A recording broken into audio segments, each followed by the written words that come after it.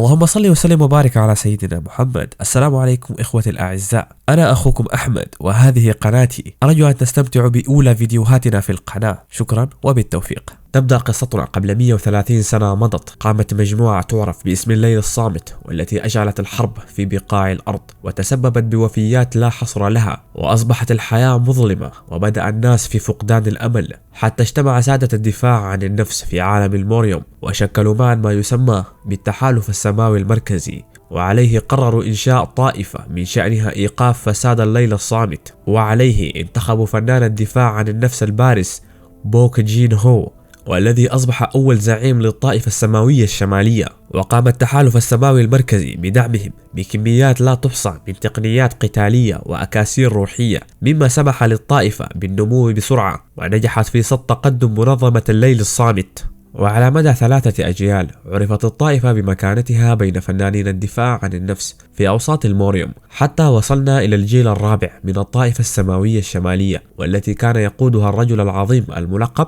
بجدار الشمال العظيم جين كوان هو، ومعه 4 من المقاتلين المعروفين بأركان الطائفة السماوية الشمالية، المعروفين ب جو تشيون وو شيطان القبضة، كيونغ مو سيانغ العاصفة الهوجاء، وشفرة الشبح الملعون يون شيون هوا، وحاكم الدم الحديدي جاي هيوك شيم.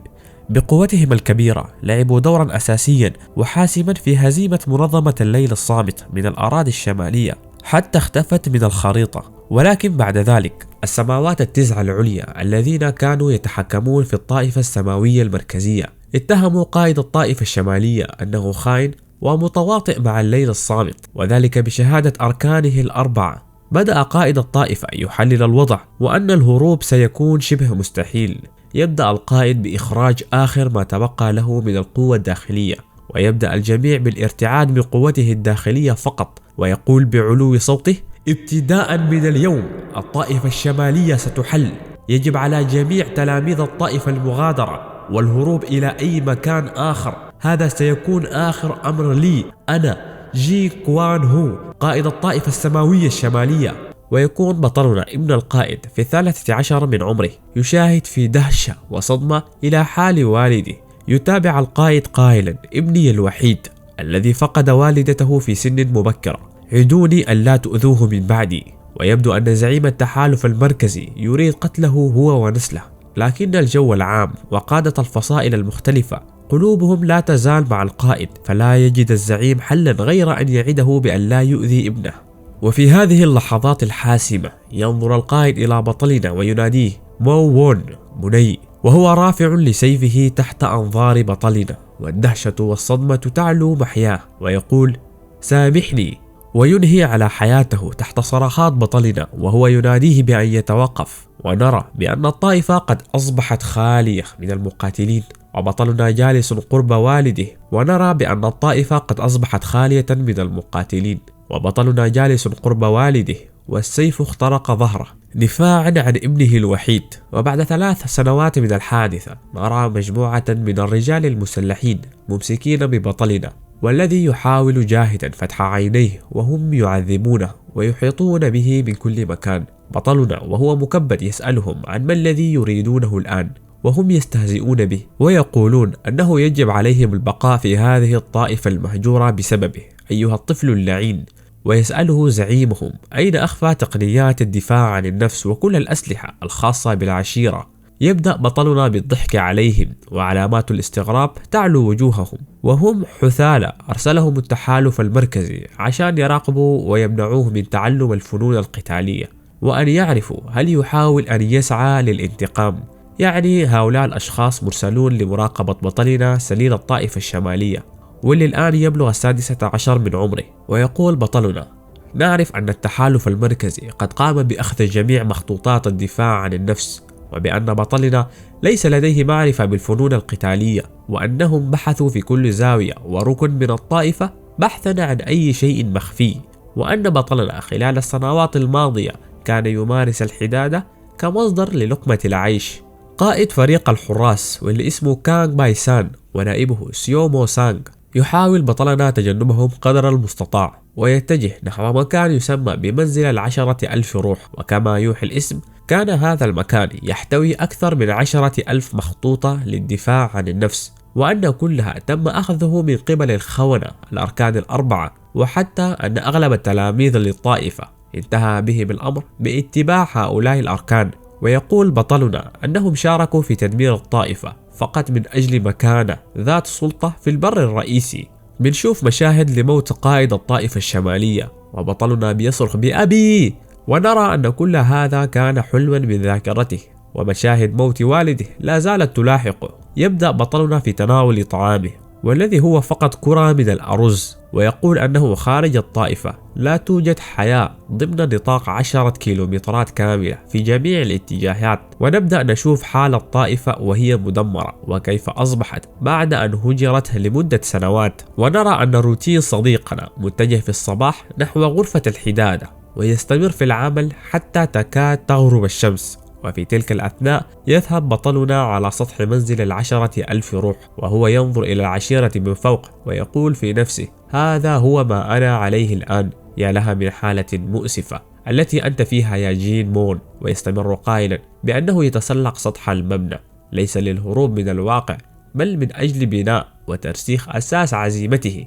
وأنه إذا تعثر الآن كل ما فعله والده والحياة التي تخلى عنها سوف تذهب سدى. ويبدو أن بطلنا يخفي سرا ما لا يريد لأحد أن يكتشفه، ونرى أن بطلنا دائما تحت المراقبة خلال يومه. نعود إلى بطلنا والذي كان تحت التعذيب، ونلاحظ أن أحد أفراد مجموعة الحراس يقول أنه مجرد طفل، لا يجب أن نذهب إلى هذا الحد. يحاول جين تحمل الألم ويصرخ قائلا: السماوات التسع. ويقول والدموع تملأ عينيه والحقد يملأ نظراته: أشك في أنه مسموح لك بالتصرف هكذا. ويتبع قائلا: هل تعتقد أن التحالف المركزي سيترك وراءه أي من كنوز الطائفة؟ إذا كنت ستقتلني وتعود للبر الرئيسي إذا امضي قدما. التلاميذ الذين ما زالوا مخلصين للطائفة، هل تظن أنهم سيتركونك تفلت بهذا؟ سيعرفون على الفور الفرق بين الانتحار والقتل، ولن يترددوا في السعي خلف حياتكم. هل تعتقد أن الحراس الذين قبلكم كانوا حمقى أو جهلة؟ كانت لديهم نفس الفكرة التي تملكونها. ألم تسألوا لماذا هؤلاء الرجال لم يفعلوا شيئا سوى الانتظار بصمت ل3 سنوات ماضية؟ يصرخ عليه رئيس الحراس: كيف تجرؤ على التبجح أمامي؟ وأراد أن يخرج سيفه حتى أوقفه النائب سيو قائلا: كلام هذا الطفل يحمل بعض الحقائق، من الأفضل أن ندعه وشانه. ألم نبحث بالفعل في كل مكان ولم يعد هنالك أي مخطوطات أو كنوز؟ اقتنع القائد وخرج منزعجا، ويقول جين: إن هذا المكان هو بيتي وأنتم مجرد دخلاء، فأتوقع منكم على الأقل الحفاظ على السلوكيات الصحيحة للضيوف. إذا فعلتم ذلك سأتغاضى عما حدث اليوم. وفعلا بيحرروه والدم ينزل من صباعه. سيو بيحس على نفسه ويخرج منديل ويقول له: استخدمه لإيقاف النزيف. يخرج النائب سيو بعد ذلك ويترك جين غارقا في دموعه وهو قابض على إصبعه بالمنديل، وينزل على الأرض ويقول: تلاميذ المخلصين للطائفة الشمالية لو كانوا مخلصين حقا لكانوا جاءوا وأنقذوني من هذا الجحيم. هل تعتقدون حقا أن هنالك من لا يزالون يهتمون بأمر طائفة مدمرة؟ لا أحد سيهتم سواء كنت ميتا أو حيا. يعني جين عمل عليهم كل المسرحية وهددهم بالتحالف المركزي والتلاميذ المخلصين فقط لكي يقوم بإخافتهم ويتركوه على قيد الحياة. نأتي لثاني يوم وعند منزل 10,000 روح نرى جين داخل المنزل ويقول في نفسه: صحيح أن الخونة قد أخذوا كل شيء بعيدا، ولكن قلب الطائفة لا يزال على قيد الحياة وهو على سطح المبنى، ونراه ينظر بكل تمعن ويقول: إن أعظم سر للطائفة الشمالية سر حتى الأركان الأربعة لا يعرفون شأنه، وهي مخطوطة الدفاع عن النفس النهائية للطائفة الشمالية، واللي كانت المخطوطة دي هي الطائفة الشمالية نفسها. عندما تبدأ الشمس بالغروب تبدأ الرسومات الغريبة التي على جدران الطائفة بالتحول إلى رموز بلغة منسية قديمة كان أبوه علمها له قبل أحداث الخيانة عشان يقدر يتعلم الفن الأخير للطائفة عندما يكبر. يعني صديقنا لم يتعلم الفنون القتالية أبدا، ولكن والده علمه هذه اللغة المنسية. يعني عندما يكبر يستطيع قراءة النصوص وتعلم التقنية النهائية. ده هو السبب اللي بيخلي جين يصعد كل يوم على سطح المبنى عشان يتعلم هذا الفن، واللي بيكون اسمه تجميع 10,000 ظل، وهي التعاليم التي تركها الزعماء السابقين للطائفة، وهو يحاول أن يخفي هذا الأمر حتى لا يشكوا فيه ويقوموا بقتله. بعدها جين بيلاحظ عربة متجهة نحو الطائفة، فبينزل لكي يستقبل صاحبها والذي اسمه السيد هوانغ تشول، وهو محارب سابق للطائفة السماوية الشمالية، والذي كان من المحاربين السابقين للطائفة، وكان عنده ولاء كبير للطائفة حتى بعد حلها بسبب والد جين مون، لأنه هو الذي علمه الفنون القتالية بعد ما عدد من الطوائف الكثيرة رفضته بسبب ضعفه وحالته الجسمانية الضعيفة. ما زال هوانغ مخلصا للطائفة ولابن القائد، ويزوره كل فترة ويوفر له مخزون من الأكل وأغطية سميكة للشتاء البارد. ولكن هذه المرة أتى ومعه هدية مختلفة، وهو حجر نيزك كانت تمتلكه إحدى القبائل ولكن تم تدميرها وأصبح الحجر بلا مالك. وبيقول السيد هوانغ أن القبيلة تم إبادتها من قبل قوات اسمها القبضات المحطمة، وزعيم هذه القوات أحد أركان الطائفة الخونة والتي حاليا مستقرة في أنام. وبنبدأ نعرف أنه من بعد أحداث الخيانة العظيمة أنه أركان الطائفة الأربعة كل واحد فيهم عمل اسم ومكان لنفسه داخل الموريوم، وأنشأوا مجموعاتهم الخاصة التابعة لهم. جين لم يبدي أي ردة فعل، ظل ساكتا تماما. يحاول السيد هوانغ تغيير الموضوع وقال: لقد جلبت لك بعض الحديد لأعمال الحداد الخاصتك. جيم يشكره وبيدخل لداخل المنزل، ونرى أن الثلج بدأ في الهبوط فعلا، ولا زال الحراس يراقبونه، وهو النائب سيو، ويقول في نفسه: يا لحال سليل الطائفة الشمالية، شاب بائس بلا أي فنون قتالية أو حتى تشي، كل ما يفعله في يومه هو إضاعة الوقت في الحدادة. ويحدق للسماء من سطح البرج ويقول إن هذا الفتى حقا لا يملك أي شيء. وبيلاحظ أنه في صقر يدور في السماء، ويبدو أنه يحمل رسالة مفادها أن هنالك زوار سيأتوا إلى الطائفة. والزعيم يتعصب بشدة ويقول: تركونا نتعفن هنا والآن يقولون هنالك ضيوف قادمين. ويأمر النائب سيو بأن يجهز أحد المباني الملكية لاستقبالهم فيها. نروح لصاحبنا وهو يدخل الأكياس في الغرفة ويقدم شايا دافئا للسيد هوانغ، ويسأل جين عن أخبار العالم هذه الأيام، ويقول له أن هنالك أحد فنانين الدفاع عن النفس البارزين، وهو الحديث المتداول مؤخرا، وأنه يسعى لتحدي 100 فنان قتالي وهزيمتهم جميعا، واسمه هو دام سو تشيون، وهو يكون الابن الثالث لأحد السماوات التسع، وعمره فقط 18 سنة، وقد تحدى حتى الآن 93 مقاتلا ولم يخسر في أي منهم، وأنه إذا تمكن من الفوز 7 مرات متتالية سيسجل واحد من أعظم الأرقام القياسية في عالم الموريوم، وهذا ما يعرف بتحدي 100 رجل. ووفقا للشائعات هو الآن يتواجد في الشمال، ويسبب الكثير من الخوف والتوتر. وبعد حديث طويل يبدو أن السيد هوانغ سيغادر، ويقول له أنه سيعود بعد الشتاء، ويطلب المغفرة من جين مون أنه ليس ذا فائدة له. يغادر السيد هوانغ وجين يودعه، وأثناء عودته من الباب الرئيسي يلتقي بالنائب سيو قائلا بأن هنالك ضيوفا قادمين من التحالف المركزي الشمالي. جين مون يغادر دون قول كلمة واحدة، وأثناء تجوله في الطائفة ينظر نحو منزل 10,000 روح، وفعلا يدخل إلى الداخل، ولكن عند مدخل الباب يجد أثرا لخطوات، ويبدأ يراقب يمينا ويسارا. وقبل أن يقوم بأي ردة فعل نجد أن الدخيل وضع السكينة على عنق جين، ويبدو أنه صوت امرأة قائلة: من تكون؟ يرد جين أنه هو مالك المكان، فتتعرف عليه على أنه سليل الطائفة الشمالية. وقبل أن تقول أي شيء تسقط الفتاة على الأرض، ويبدو أنها خرجت من معركة شرسة ولديها عدة إصابات خطيرة، وهي تحاول جاهدة الصمود. بطلنا في دهشة ويحاول وهو ينظر إلى حالها، ويحاول أن يرى ما إذا لا تزال حية، ويحملها راكدا نحو منزله في هذا البرد، ويبدأ في إلقاء نظرة على إصاباتها، وبتعجب يقول: هل هذا سم؟ ويبدأ البحث في أرجاء غرفته بحثا عن ترياق الحماية الداخلية، ويقول أنه آخر ما تبقى لديه، ويبدو عليه التوتر، وأنه حتى لا يعرف من تكون هذه المرأة ليساعدها. ينظر إليها وهي تحتضر، وفعلا يبدأ في علاجها ويعطيها الدواء، ويقوم بغرس الإبر حول الإصابة المسممة، ويبدو أنها قد فقدت الكثير من الدم. يقول جين في نفسه أنه يستمر في الحصول على المزيد من الضيوف الغير مرغوب بهم يعني هو لا يطيقها. وبعد فترة تستيقظ الفتاة وهي مفزوعة وتجد أنه تم إسعافها. يدخل عليها جين قائلا: سأقوم بتحضير بعض الطعام، وهي تنظر إليه بتعجب وتحاول تذكر ما حدث معها، وتقول في نفسها: لماذا عالجني هذا الرجل؟ يحضر جين بعض الطعام، ونعرف أنها كانت نائمة لمدة 3 أيام، وتقول غاضبة: لماذا شخص مثلك يساعدني؟ ويرد عليها أنه لا يمكنه أن يشاهد شخصا يموت أمامه ويتركه. على أقل تقدير لا أريد أن يموت شخص في منزلي مجددا. يقصد هنا بعد وفاة والده.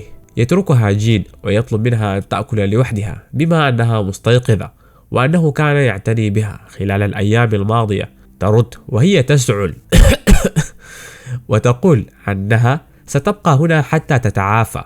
ينظر إليها جين ويبدو أن لديه رأي آخر ويسألها عن اسمها. ترد بنوع من التوتر والغضب: لماذا تريد أن تعرف اسمي؟ ينفعل عليها بطلنا: استمعي هنا، أسمح لك بالنوم وتناول الطعام مجانا، وقد قررت بنفسك البقاء في منزلي، ألا يجب على الأقل أن أعرف اسمك؟ ترد وهي مندهشة أن اسمها يون ها سيول. يقول لها أنه سيكون في المبنى المجاور ويخرج، ويبدو أن إصاباتها ما زالت تؤثر عليها، قائلة أنها ستحتاج لاستعادة طاقتها الداخلية واستخراج السم ببطء. وتقول في نفسها: إنه لا يعرف من أكون ولماذا يساعدني. يعني إنسانة شكاكة أنت على شفا الموت، يعني رجل ساعدك، يعني أشكريه على الأقل. ننتقل إلى جين الذي يقول في نفسه بأن جرحها ليس عاديا، ويبدو أنها شخص خطير لأنه لا يعرف من هي ومن أين، ولكن يون ها سيول اسم جميل وتعلو ملامحه ابتسامة. شكله بطلنا صار وحيد لدرجة كبيرة. نذهب لنرى فريق الحراس الذي بدأ في تجديد أحد أجنحة الطائفة لاستقبال ضيوف التحالف المركزي. النائب سيو يساعد في العمل، بينما الزعيم نائم على نفسه. في نفس الوقت تحاول يون ها استعادة جزء من طاقتها الداخلية عشان تخرج السم من جسدها في أسرع وقت، وهي تحس بأن مفعول الدواء قد شارف على الزوال. وفي محاولتها تقريبا تكاد تخرج كل السم وهي تحاول جاهدة، ولكن السم قوي ولا زال ينتشر في جسدها، وتصاب بنزيف داخلي وتسقط مغمى عليها. وتقول في نفسها إنها لم تشكره بشكل مناسب. عندها نرى أن أحدهم يهبط من السقف يحملها ويضغط على بعض النقاط الحيوية، ويقوم بتوجيهها على استخدام طاقتها الداخلية، وتبدأ بتوجيه السم نحو أصابع يدها حتى خرج من طرف الأصابع. بدأت يون ها في استعادة وعيها. بنبدأ نتعرف على الرجل الغامض، هو تابع لها وهو سا روينغ، وأنهم وقعوا في كمين وتفرقوا، وبيطلب منها تبقى هنا حتى يجد باقي الفرقة. وفي داخل ورشة الحدادة نرى بطلنا يطرق الحديد ويشكله وهو يردد بعض التعاليم، وفي نفس اللحظة بيبدأ باستشعار المنطقة المحيطة به ليرى إذا كان هنالك أي شخص يراقبه، وينظر يمينا وشمالا ويتجه نحو بعض السيوف المعلقة على الجدار وهو مستمر في تذكر التعاليم، ويبدو أنها هي المهارة النهائية للطائفة. حاملا سيفه يبدأ في تنفيذ بعض الحركات القتالية، وبعد فترة من التدريب يغادر جين الورشة بحثا عن الطعام. في هذه الأثناء تكون يون ها تتمشى داخل الطائفة. يقول جين: لم أرك منذ عدة أيام وكنت قلقا عليك، ولكن تبدين في حال أفضل، ويدعوها لتناول بعض الطعام. تنظر إليه في حالة استغراب من كرمه، وتقول وهي خجلة أنها شاكرة لبطلنا لما فعله من أجلها، ويبدأون في تناول الطعام. تقول يون ها: لما لم تسأل أي شيء؟ جين قائلا: أسأل عن ماذا؟ ترد يون ها: عن من أكون. ويرد عليها أنه لا يريد أن يتطفل عليها، ثم أنه إذا عرف هويتها فلن يتمكن من الاستمتاع بوقته معها. ثم ننتقل لوقت الغروب، ونرى جين مون على سطح البرج يدرس في المخطوطة النهائية، ويبدأ في تعلم مهارة جديدة وهي شفرة الظلام الأبدي، وهي تقنية هدفها الوحيد هو القتل. بعدها بيروح يكمل شغله داخل الحدادة، وفي لحظة يصرخ قائلا: لقد أخفتني. ترد عليه: يبدو أن حواسك منعدمة، فأنا أجلس هنا منذ مدة طويلة. وتطلب منه بعض الطعام وبتصعب عليه، ويقول لها: هيا لنذهب لكي نأكل. وأثناء خروجه يتعثر على الأرض، وتقول في نفسها بأنه لا يملك أي فنون للدفاع عن النفس ولا حتى معرفة لأساسياتها. بطلنا أسطورة، يعني يخفي قوته ويمثل عليهم جميعا.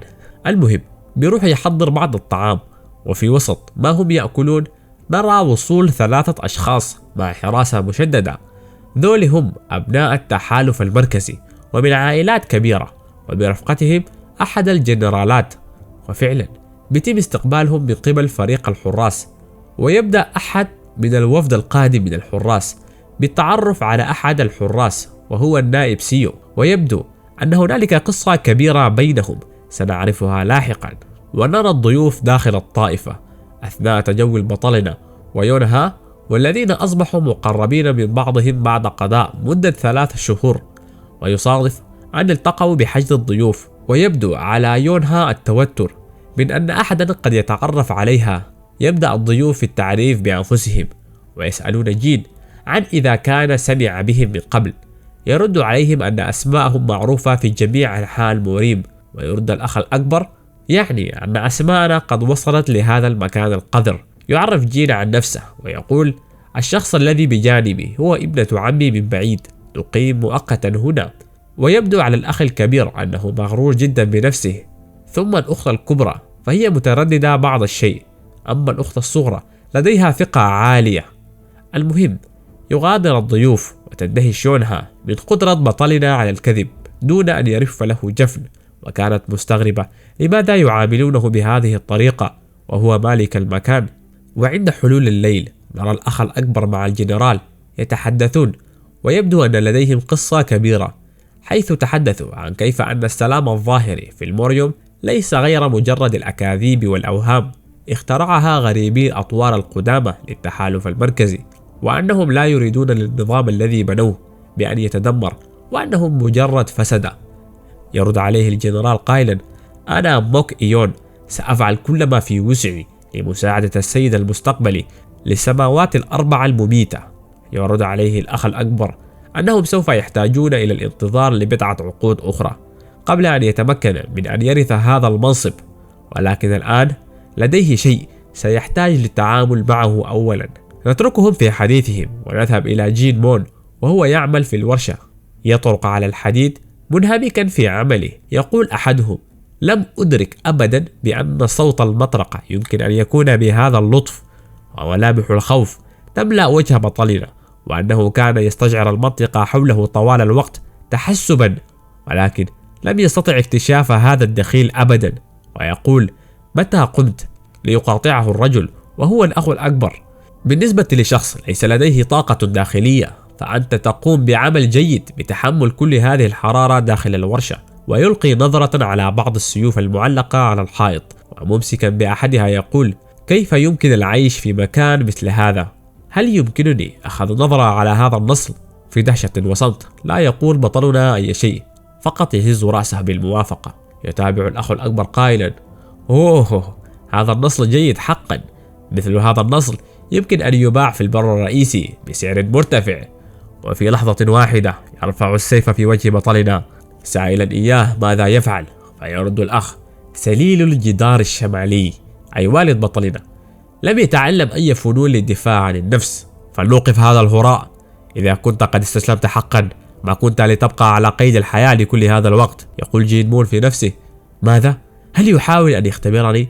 ما الذي ينبغي علي فعله؟ إذا حاربته الآن الوضع يمكن أن يزداد سوءا، ناهيك عن أن هذا الشخص هو أحد أبناء السماوات ال9 من التحالف المركزي، وأنا لا أستطيع الكشف عن قوتي بعد. كل ما تحملته حتى الآن سيصبح بلا معنى.